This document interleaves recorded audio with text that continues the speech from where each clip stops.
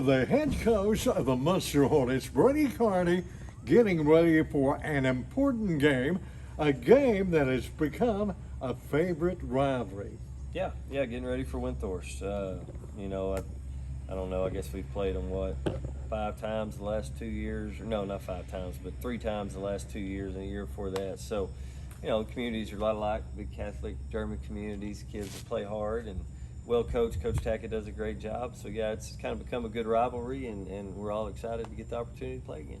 What does it stand at the last 5 years? Now, they have played Windthorst more than 5 times, but over that last 5 times, what is the standing of it? I think the last 4 times we played, I think it's 2-2. 2-2. I think we beat them last year. The one time we played, the year before that we played twice. They beat us, and then the year before that, or maybe I can't remember, we beat them. So it's around 2-2.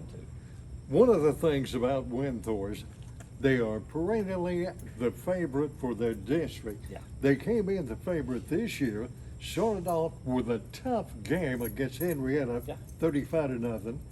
And what are you expecting out of them? Same thing we get every year. Just a bunch of kids that are well coached and play extremely hard. They're not quite the same up front as they have been the last couple of years. They lost some really good players up front.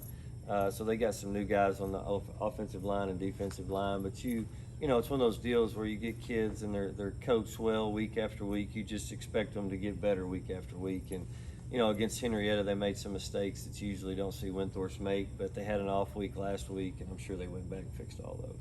One of the things you were talking about is the size that they generally bring to the table. They look to be a little bit off this year. Yeah, they're not quite as big as they have been. I think those guys they had last year and the year before, man, they had some dudes who were about 240 or 250.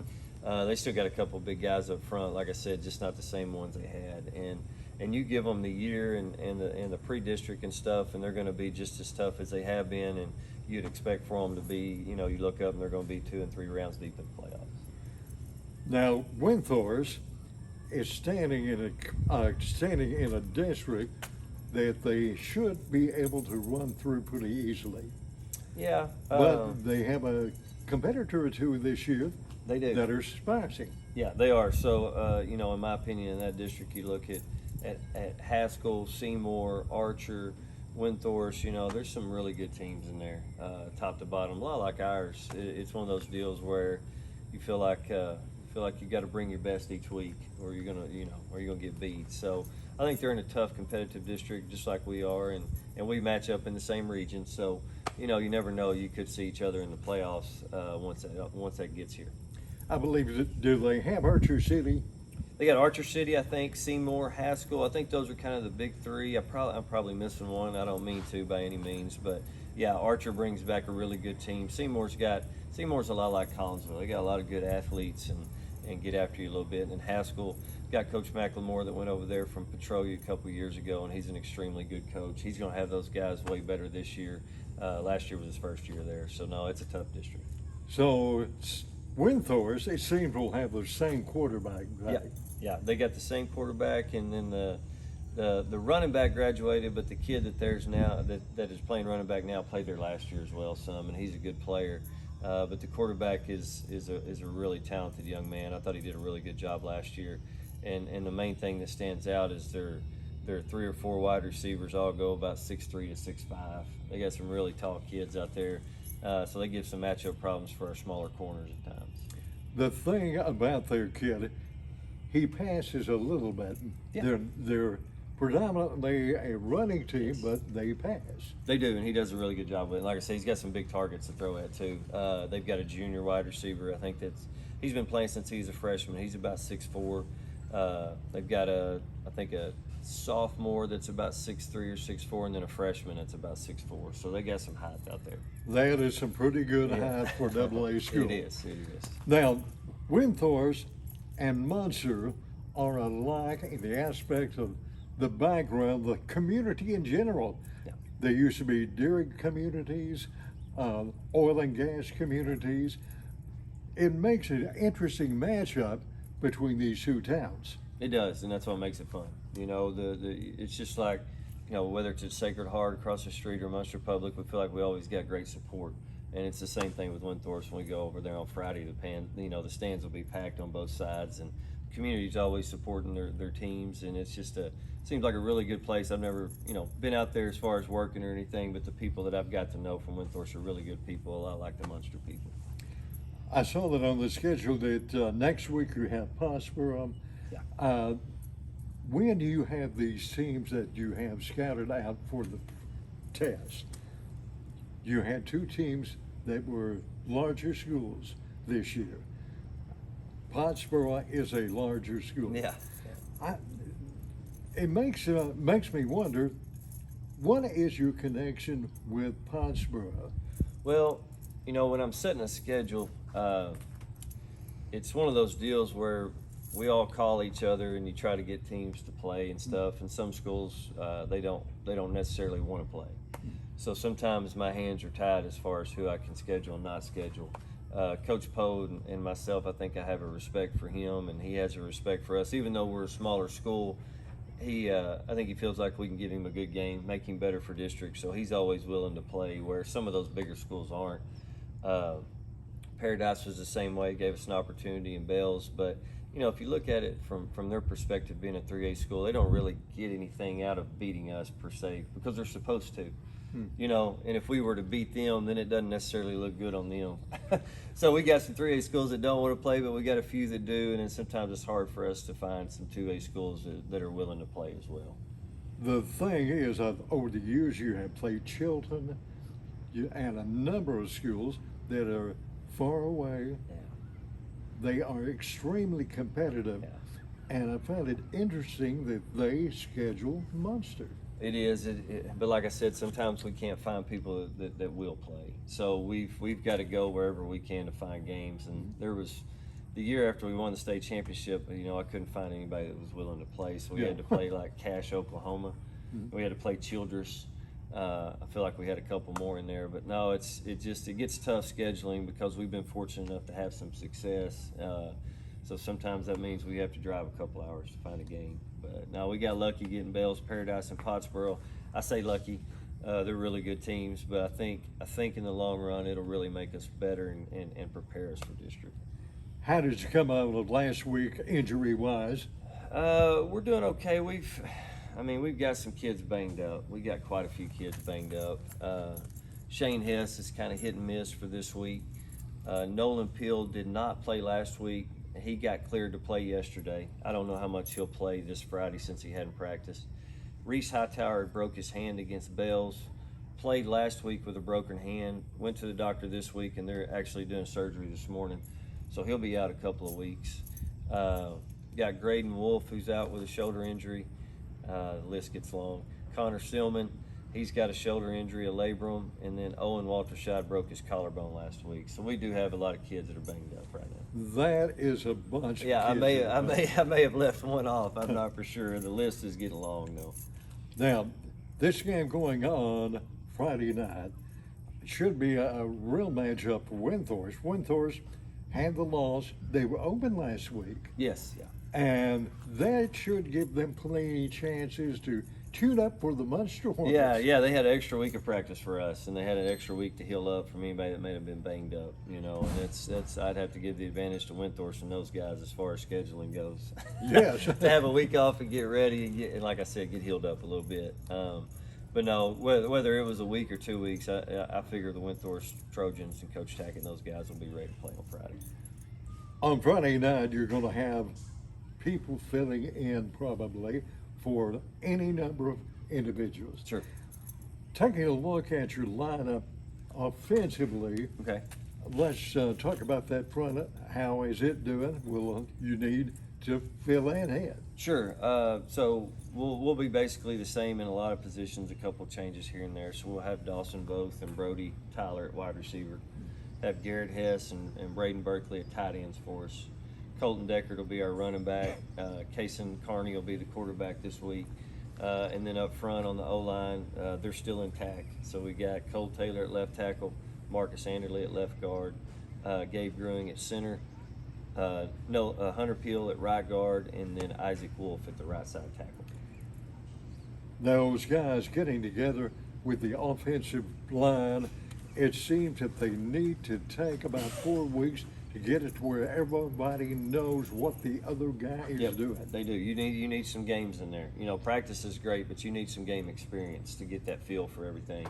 And we're still trying to get there. And like you said, a lot of times it takes 3 or 4 weeks. And right now we're into the 3rd week, so we're hoping that things are rolling a little bit better for us. We can actually put 4 quarters together. I don't feel like we've done that yet. I feel like we played a good first half against Bells, and a good second half against Pottsboro or Paradise, but we haven't put 4 quarters together, and that's kind of our goal this week.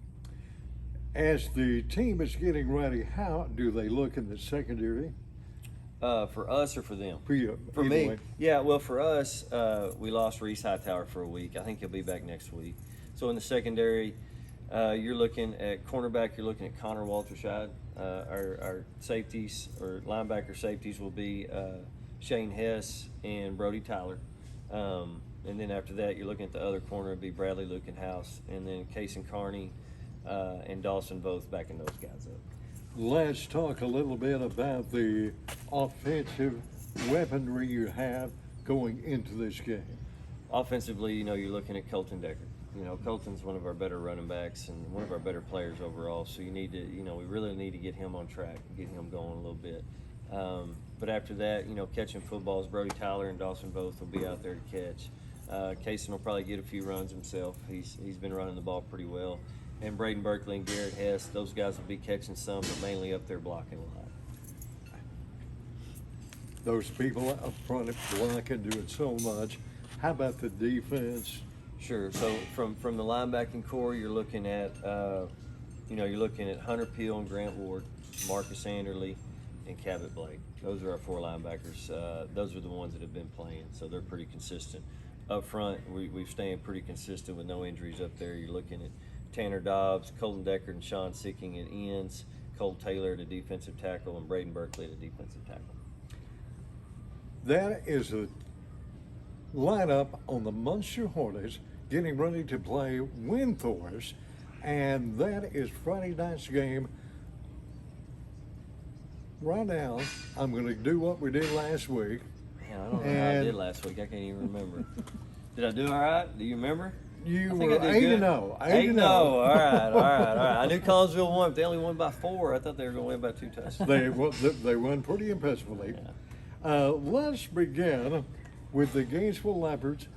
They opened up against Vernon last week. Yeah. And were upset. Yeah, they were upset. Yeah, who they got?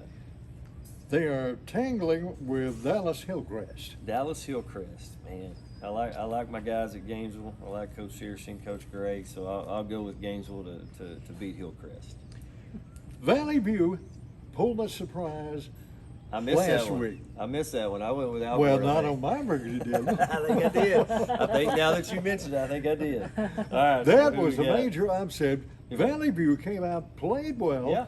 and stuck with Alvord, a district favorite, all the way through, and came out on top. I know it. I think I was wrong on that one. Who they got this week? This week, they tangled with Tioga. Tioga. Man, I'm gonna have to go with Tioga. I think Coach Rogers has those guys going in the right direction over there. Tioga. Now, we talk about the Whitesboro Bearcats. There was another surprise. They won against Bells. Yeah, no, I knew that was going to be a really good game. I thought Bells would be the one winning by 7, but it was Whitesboro scoring. I think Whitesboro scored with less than a minute to go to win it. So that was a really good game. And it's a good game this week. They do too. This week they have Pottsboro. Pottsboro, yeah, that's a really good game. That's 2 really good teams. I'm going to have to go with Whitesboro, though. Then we have Collinsville. Collinsville comes out against S&S after a close game with Blue Ridge. Yeah, I'm going Collinsville by a ton. Yeah, they'll beat them by 3 or 4 touchdowns.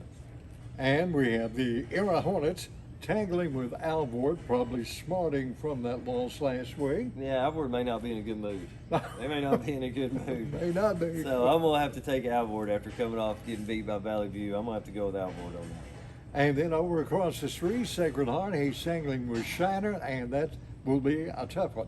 That will be a tough one, but I'm never going against Coach Schilling, so I'm going with Sacred Heart. They got them this time. They're going to get them. There you have it, our show with Brady Carney, the head coach of the Muenster Hornets. See you next time.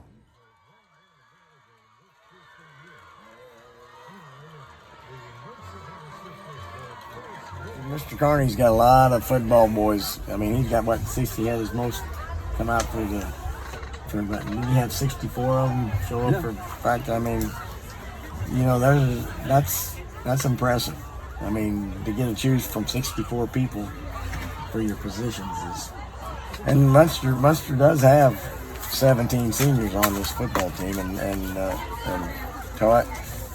Windthorst boys got 9. So, you know, Some year it is your year, some years it is not. but Muenster's JV is going. It's really strong too. So Mr. Carney's well on his way. He knows what he's got, so he'll be fine. On the other hand, what does this do for Windthorst? I don't know. It hurts whenever the 2 German boys get after it. That's right. I mean, it's just not. That'd be about. This could be as good a football game as the Munster-Lindsay game used to be. Always was. Just same way with when Sacred Heart played Lindsay. It used to be.